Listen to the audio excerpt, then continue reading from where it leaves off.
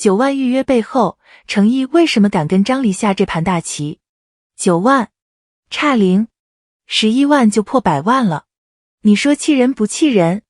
我昨天刷手机，本来在等外卖，刷到这条数据，两京15日预约量98。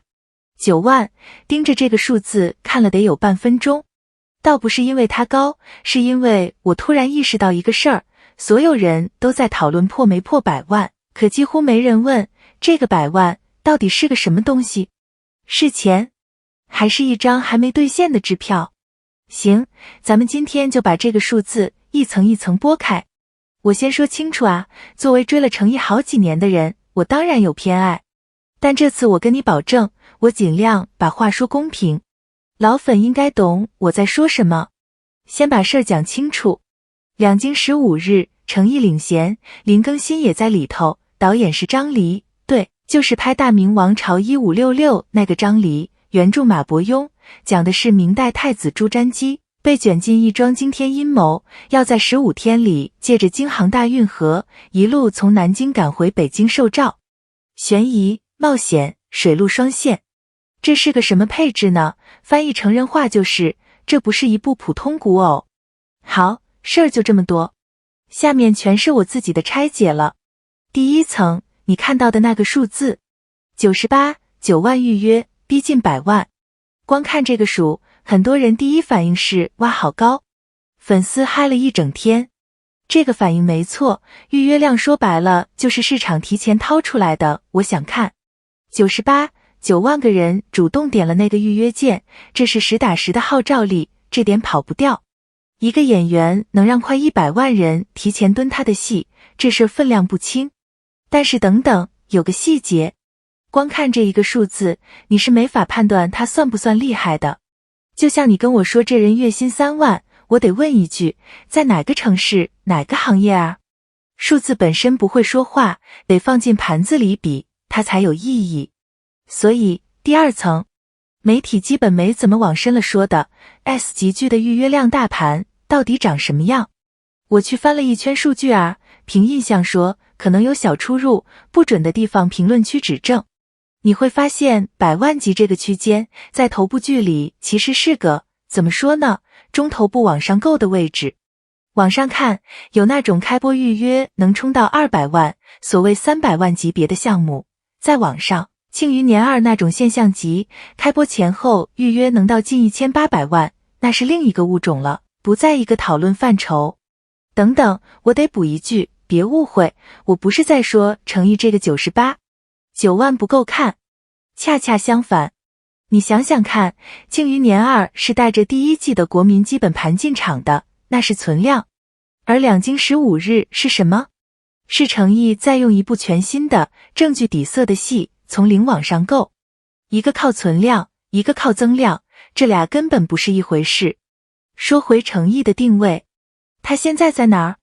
中头部往上冲的那一档，这个位置最微妙，上不去会被说卡住了，可一旦上去就是质变。而100万级预约恰恰是这个位置该有的，甚至略超预期的成绩。这不是躺赢，这是往上够。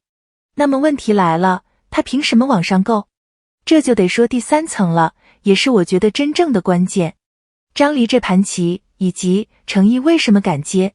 张黎是谁，我就不多介绍了。大明王朝1566走向共和，国产历史证据的天花板级导演，业内叫他黎叔。他过去的叙事是什么风格？静态的，朝堂上的，权谋博弈，一场戏能让两个人坐着对话10分钟，全靠台词和眼神较劲。慢，但是有劲儿。可两京15日不一样，它是水陆双线，运河上一路追杀，15天倒计时，节奏是快的。说白了，黎叔这次是在主动转型，从静往动走。我读到这儿的时候稍微停了一下，因为这里头有个绕不开的声音。网上有种说法是，马伯庸的小说改编，影视化是出了名的难，踩过坑，再加上张黎换这么快的节奏，会不会水土不服？这是反方的声音哈，我先摆出来，你听完整再判断。但你顺着这个思路想下去，就会发现这事儿的风险是项目层面的，是题材实验层面的，它跟演员本人真没多大关系。换个角度看，反而正是这种有难度的项目，才需要一个肯陪导演冒险、肯往深水区扎的演员。程毅就是那个人，而且我得说，他不是没底牌的赌。莲花楼的李莲花，大家还记得吧？那个角色他演出了什么？不是小说表面那个江湖客，是把人物内核给立起来了。那种历经生死之后的疏淡，藏着痛的笑，关键时刻眼神里的疯。豆瓣上有人专门写长评分析他那段从得意到震惊再到半信半疑的微表情转换。说明什么？说明他有2度创作的能力，他能 hold 住有厚度的角色。所以你把这2件事拼起来看，一个想转型、想拍快节奏正剧的顶级导演，碰上一个已经证明过自己能塑造角色内核，又愿意往演员深水区走的诚意。这不叫冒险，这一步是长远布局。火候到了，食材和厨子都对路了。懂行的都知道，这种合作的长期价值远远不是一部戏的播放量能衡量的。哦，对了，差点跑题，我得把第4层说完。第4层，这一切到底意味着什么？这里有句话我特别想分享给你，100万预约是支票，不是现金。什么意思？预约量再高，它代表的是期待，不是留存。真正的考题是开播之后，观众能不能撑过第3集。行业里有个不成文的说法，一部剧的命，基本第3集就定了。前面靠期待冲进来的人，第3集要是没被勾住，就走了。所以未播先火和长红，中间隔着一整条留存率的鸿沟。这里又冒出来一个更尖锐的问题，也是网上一直有的一种声音，程毅的粉丝盘很稳，焊得死死的，可路人盘呢？是个问号。意思就是来看的人里，铁粉的热情拉满，而路人这一块还有不少空间可以打开。这个我没拿到特别硬的数据，就凭这些年看剧的感觉聊2，不绝对。我先把反方说完，他们的逻辑是，要是太依赖粉丝基本盘，天花板会受限。行，现在我说我的看法。粉丝盘焊得稳，这到底是负债还是资产？我觉得是资产。你想想，多少演员是连一个稳的基本盘都没有的，风一吹就散。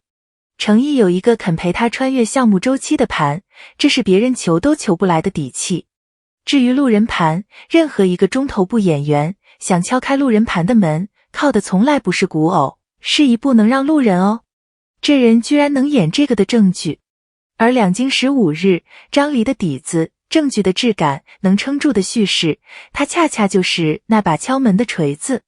所以你看，粉丝盘是稳的现金流，路人盘是这次要去够的增量。这盘棋布得很清楚。这种坚持，这种一步一步往深里走的选择，其实挺不容易的。